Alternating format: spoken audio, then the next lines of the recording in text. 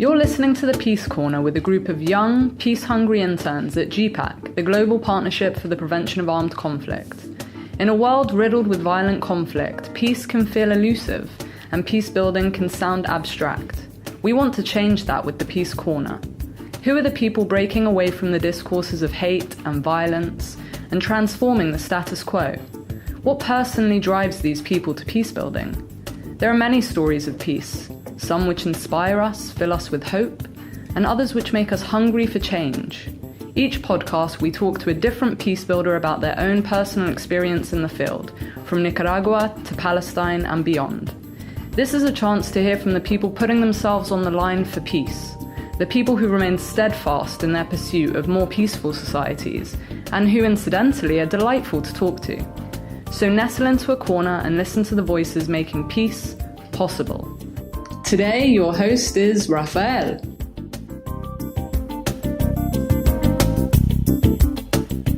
Bom dia, good morning. I remember being around 8 years old and watching the news of destruction caused during the 2003 Iraqi war. Being very far, safe at home in Brazil, I remember feeling the despair, hearing about the deaths for so many reasons that I just couldn't understand. I remember thinking how it would be a great life to be able to just stop these wars.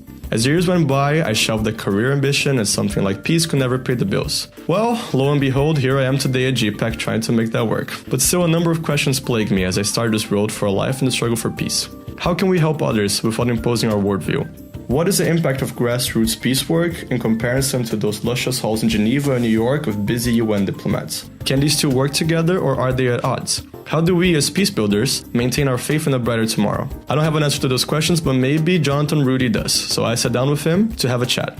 Jonathan is a peacebuilding expert with over 25 years of experience in the field and now the Senior Advisor for Human Security for the Alliance for Peacebuilding. He's also the Peacemaker in Residence of Elizabethtown College. Hello everyone, welcome to the Peace Corner. This is Raphael, your host for the day. And I am actually here in Vienna with our very own Jon Rudy, who has been a GPPAC member for couple of years. Yeah. We're just having a nice coffee and tea by the patio of the hotel. And that's why you may hear some birds, but that just gives you just an idea of where we are. So Jon, why don't you start just introducing yourself a bit for the listener? Well, I'm Jon Rudy, go by Jon. I'm a professor of peace and conflict studies at Elizabethtown College in Pennsylvania in the United States.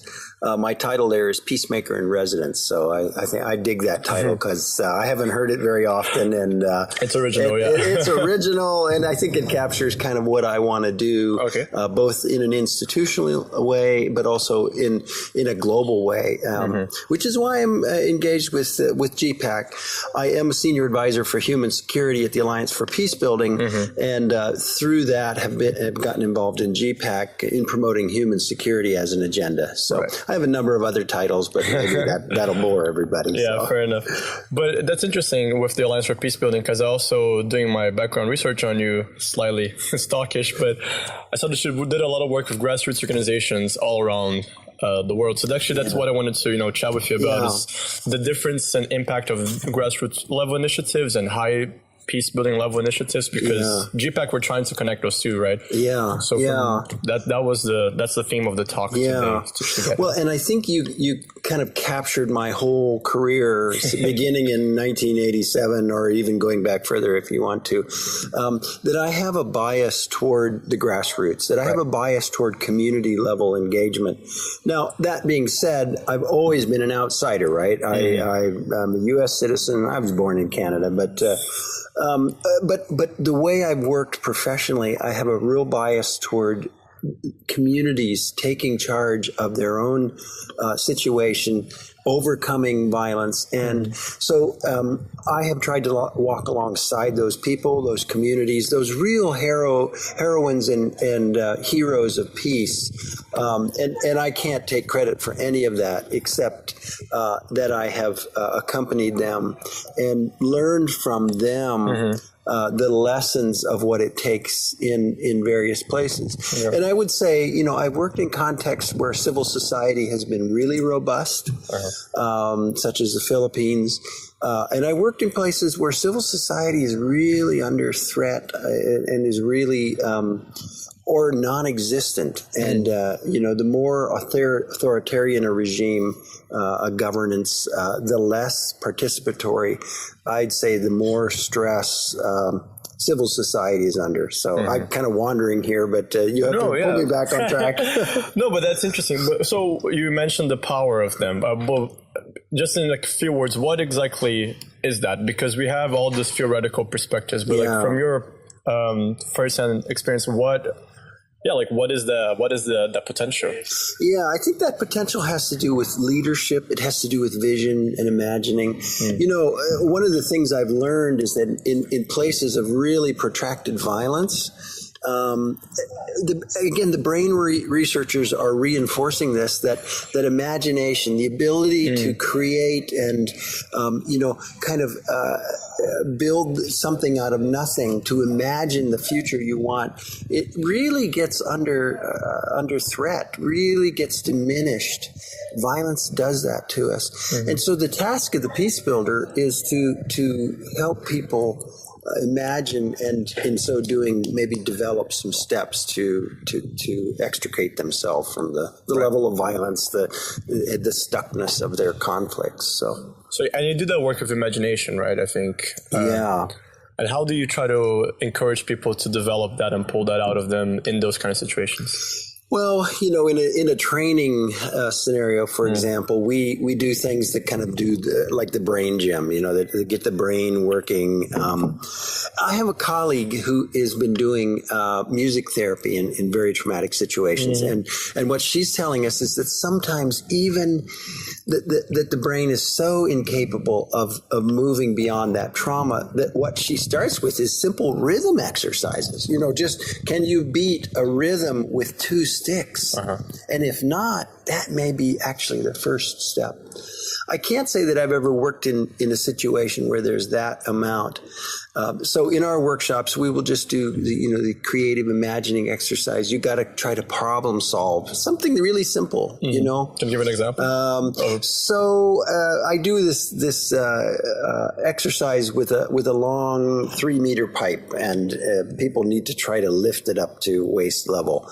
And it's about leadership. That one is about leadership. It's about communication and cooperation. It's about imagining the escalation of conflict as this pipe kind of flies to the roof because people aren't prepared. They have no experience with that kind of an exercise.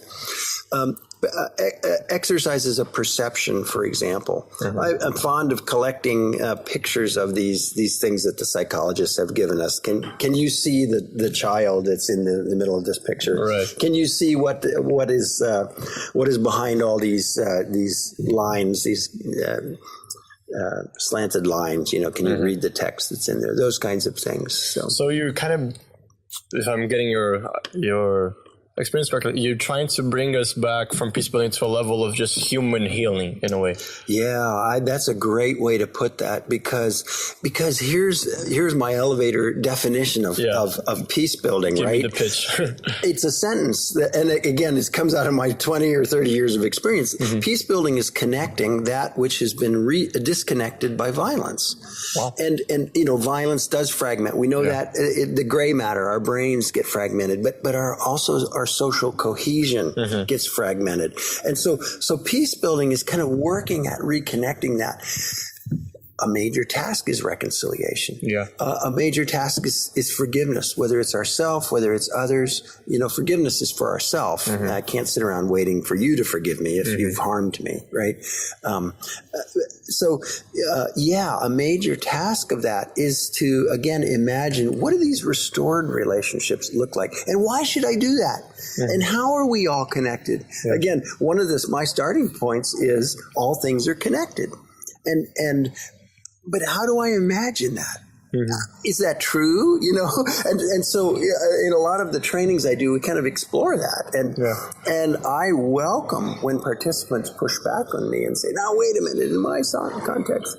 So, we are welcoming when the participants challenge you, I guess. Yeah, because look, I'm a lifelong learner. My philosophy of education, and I'm an educator, I got to admit it, right? I come from a long line of educators. My philosophy in education is that I'm a lifelong learner. My role is to facilitate learning and that includes my own learning, because the more I do this, the more participants engage with the content, the more we all learn, the more we collectively add to the greater common good, and the kind of the repository of best practices in this field and even beyond. And I would say some of the best practices that's coming out is this thing, all things are connected, right? It's not just a peace building task. It's a task for scientists. It's a task for mothers.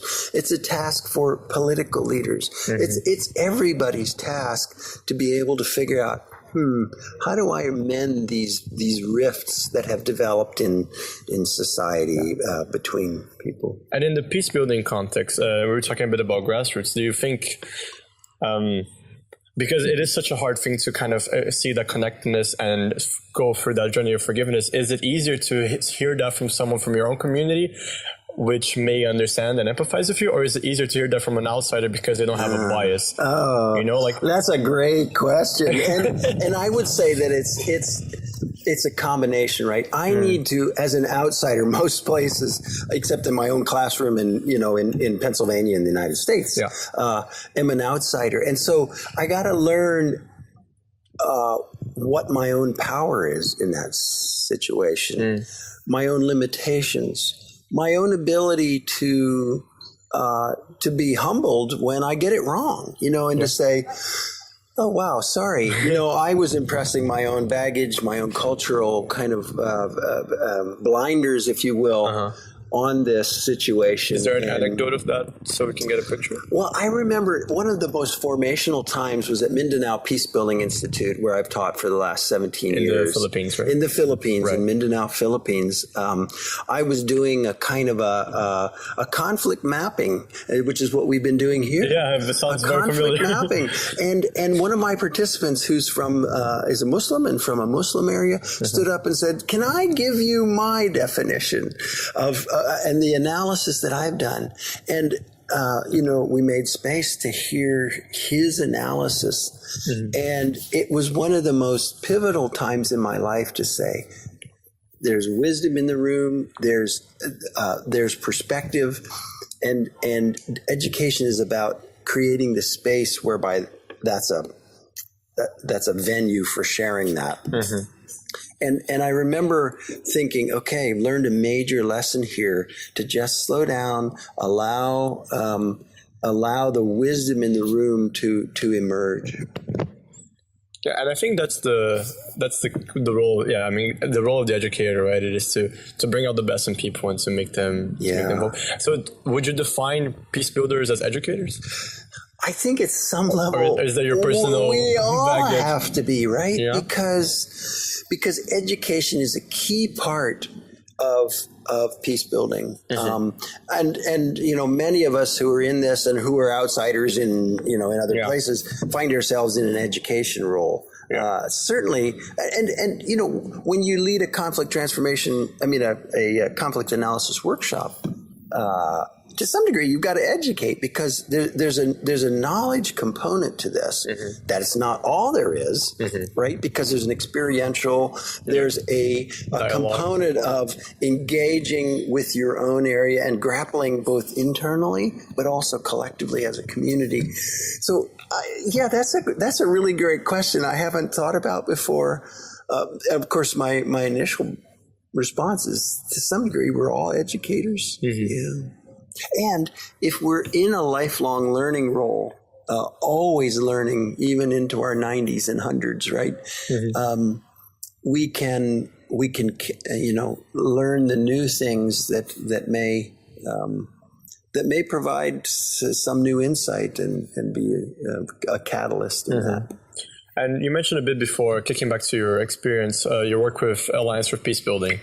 And Alliance for Peacebuilding is, for those of you who don't know, a very leading organization in the world of peacebuilding. And my question is, what do you think small grassroots organizations which have this potential can learn from such great actors, like AFP or Search for Common Ground, or those really... So I think there's a role there. Alliance for Peacebuilding is more than 100 organizations who do have direct grassroots experience. Right. The role of Alliance for Peacebuilding often is to kind of collect some of that wisdom and then translate it into policy and advocacy kinds of role because of their great connection with so many organizations and networks in other places. And see, this is a critical function, whoever it is who has a large network and is doing policy and advocacy work, because what we find in peacebuilding, I talked about the things that are broken, the things that aren't connected. Right. Well, just think of the simple pyramid of actors, track 1, track 2, grassroots. Right. There is a profound gap between track 1 and grassroots actors. And so organizations like Alliance for Peacebuilding are helping to bridge that gap, both in knowledge and information and data, in terms of promoting ideas that come bottom up into a policy level, and saying, hey, do you know what they're saying at the grassroots? Do you know what they're saying in the communities? And that profound gap, I think, is if we can learn to bridge that, I think we can make some different choices here. Yeah, because for me, I mean, and I'm very young in this field. I just turned 23 today, I was chatting. Hey, happy birthday! Thanks. It seems that people at such track 1 levels, like at track 1 for you guys who don't really understand, we're talking about diplomatic and government levels. There's a lot of people with a great will to want to do good things. Like I'm sure there's a lot of great UN officials who, even though they have a lot of bureaucracy, have such a will, but don't have exactly the eyes on the ground to see what the people actually need. So I see that link can be so transformative for sure. Well, and I talked about the gap of track 1 not knowing grassroots, but there's another gap, and that is grassroots who only experiences track 1, who only experiences governance as the helicopter flying over with machine guns sticking out of it. And so part of bridging that gap is to humanize the track 1 actors, the politicians, and say, there are people up there who are really caught in this political or economic system, who really want to do good. But they need your insights. They need your help, and so that there's a reverse kind of gap there that we also need to acknowledge. It's interesting because we talk so much about communication between parties of the conflict or between victims and perpetrators, but there is such a need exactly for communication between actors in our field, right? And I think, and not trying to plug our own organization, but GPPAC, I think, tries to do that. GPPAC's a great example of that. In fact, the days we've spent the last couple of days here in Vienna have been a wonderful exchange of ideas. I looked around the table and there wasn't a duplication of nationalities around the table of all 20 of us, and I think that GPPAC is providing that space, the forum, in meetings like this, in other meetings, whereby those ideas can be shared. And the really good advocacy work that GPPAC is doing globally is really kind of contributing to people getting to know each other, closing these gaps, bridging these concepts. Let me ask you a bit of a provocatively question from someone with more experience. We see the news, and it seems to me that things got worse. And I think that's a feeling that many people have, and I think that was echoed actually quite a bit in the conference that we went to. Is that true? Is that not true? Have things and if so, and if things did get worse, why do you think that is? Yeah, I think we're at a turning point in our collective humanity, whereby we are moving from an understanding of nation states. And let me just kind of draw an analogy. This is the cutting edge of my thinking, that we're moving from nation states where there are these hard borders and it's national security about borders, about governance. What we're doing in GPPAC with Alliance for Peacebuilding, we're promoting human security. And so we are moving into an era where we have got to develop a larger collective consciousness, a human consciousness that says there are no longer these borders, that those things aren't the important things. Now, I would push this just a little further and say we need a biospheric consciousness. And so what does the United Nations, and I'm falling back into the same lingo, but bear with me here. Yeah. What does it mean to develop a table like the United Nations where everything has a voice, where the water has equal representation, the air has an equal representation, the earth has an equal representation. Oh, and by the way, humans are there too. Yeah. And all of the other living things. So I challenge anybody listening to, in their universities, develop a biopolitical science program instead of a political science. What does it mean to understand the relationship of all things? That being said, so back to your original question, I think getting better or worse. We're living in a time when all of that is getting reordered. And it's going to look chaotic. Right. It's going to look like it looks now. For those of us who are in the business of social change and social design, and it's at this point I give my students a caveat. They go, look, I wake up some mornings I can't even change my own attitude, and we're designing social change? Give me a break, right? But I'm thinking, those of us in this field are designing new ways with which people and all things relate to each other. And it's going to look a little bit like it does now as things get reordered and as our consciousness expands. So anybody who's under 25 who's listening, I have a lot of hope, because what I'm seeing as I teach the next generation is just a lot of resiliency, a lot of flexibility of mind that can reimagine this stuff in a way that is going to get us to the next stage. Right. But how do you reconcile this? I find this idea of human consciousness and biological consciousness interesting, but I think I have a promptness to buy into that because I'm very detached from my country, for instance, and that's a bias that I'll freely admit. But how do you reconcile that with identity issues? How do you, because I think maybe even for both of us, we have that bias because we're willing to travel around and we live in different places. How do you tell someone from such a, that has a very local life, that is very attached to his or her lines of identity, to take that, greater, greater is a bad word, but a broader perspective? And it's a fantastic question. And I think it may be at the root of many things. So when we talk about identity, and again, maybe some places are stuck with identity as national borders.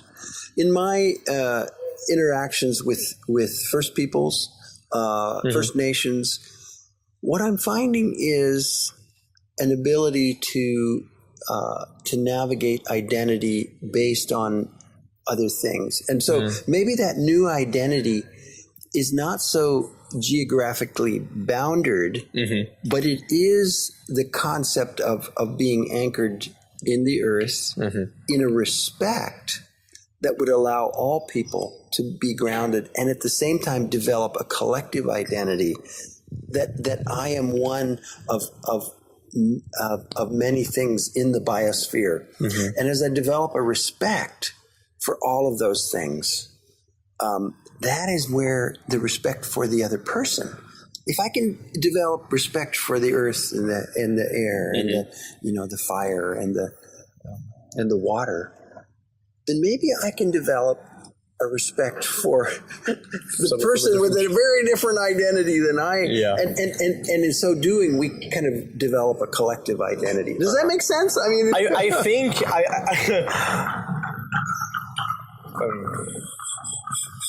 pesky suitcases. I get the link. It is.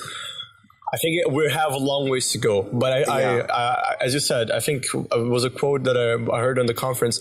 We are moments of breakdown or moments of breakthrough. I think Lena from Search for Common Ground mentioned that, and I thought that was really interesting because exactly this moment of chaos is a moment of reconstruction, I guess. But I also wanted to talk about a different, because we're in a very meta level right now. But I think that it's interesting as well to chat about some work that you've been doing in terms of social enterprise and peace building in the more really day-to-day how to make it financially viable, sustainable. Can you share a bit with us the experience? Yeah, one of the other titles I failed to mention is Senior Fellow at the Social Enterprise Institute at our college, Elizabethtown College.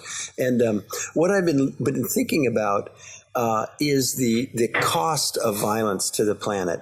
Institute of Economics for Peace has been giving us some good research to suggest that $14.3 trillion, get that? $14.3 trillion a year we spend collectively on violence. So with that much money, $14.3 trillion at play each year, the question is, how do we reclaim some of that? That's a lot of money. And it's, it's basically wasted on responding to violence. Yeah. So what social enterprise and impact investing is doing is saying it's flipping the values of business around. And it's coming to it's bringing a values first, a people first approach to business to say, well, what's good for people here? Because human enterprise and the making of money is, it's paramount today. And I've always had this question since I started peace building: how do we engage business? How do we engage corporations? How do we engage finance? And I've never found a place for that until now, and realizing that a major partner in all of this realignment that's happening is if we bring the values of respect, of dignity, and dignity not only of persons but of planet, to the task of creating in enterprise, that we could leverage a huge force for positive change. Anyways, so social enterprise and impact in investing is something I'm paying attention to. Now, look, I'm a subject matter expert in peace building, and I've been brought on to social enterprise. Again, how cool is that? That's right. I mean, as a model for, should all investment firms have a peacemaker in residence? Why not? Why not? Can you imagine a world where the social scientists, where the counselors, where the trauma healing specialists are part of financial investment? Can you imagine a world that welcomes that kind of engagement, because they're thinking, look, all we know is how to make money and how to make a lot of it, but what we really want to do is social good while we're doing this. I can see that world.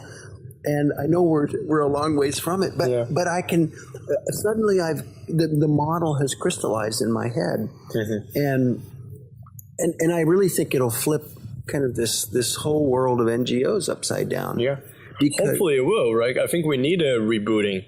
Yeah, especially in terms of funding, because I think funding is something that it takes so much of our work in a way that it shouldn't, we work program by program, we work budget by budget. Short term by short term. And of course, business is a longer term investment. If you can get your investors to imagine where you're going with your business, could we as peace builders get the investors to imagine the trillions we'll save when we're successful? It's also a different way of seeing a return of our investment, right? It's return not only monetary, but social return over investment, I guess you could call it like that. And also what you will not be losing in the future. Well, and this is the gap between what we're doing now in the whole field of peace building and then connecting with social enterprise impact investing. It is this ability to measure gains. Now, we're doing very good monitoring and evaluation work. The next step there, which I think is the gap, is putting a financial cost to that. And the ability to communicate, do you know if we do this activity and do it successfully, we'll be recouping this amount of money off of the $14 trillion that's being wasted, right? So I don't know. There's a lot of work to be done in that. I think there's a lot of good minds at work with that already in connecting these two fields. And so I'm excited to be really a part of it. And it seems like a very, we also talked about that in the conference, it's a disruptive idea. It's very disruptive. Not we are, what did the revolution, not evolution. Right? I think that could be something like that. And just let me just add that I think it will end the chasing of funding. In fact, if you're an NGO and you're doing good, solid work in peace building, you'll have to fight off the investors. That's the world I imagine. That's a beautiful world. And let me ask you the last question just to wrap this up, because I see that our time is coming down, and it's more of a personal question. You've been doing this for a while, and I think you've seen the best and the worst in people. What has been one truth that you have seen that has been stable? One truth that all cases have shown you, and maybe you can get as philosophical as you would like on this one. I think Henry Ford, God bless the capitalist in him, said something once that I think is really true, and that is, think you can, think you can't. Either way, you're right.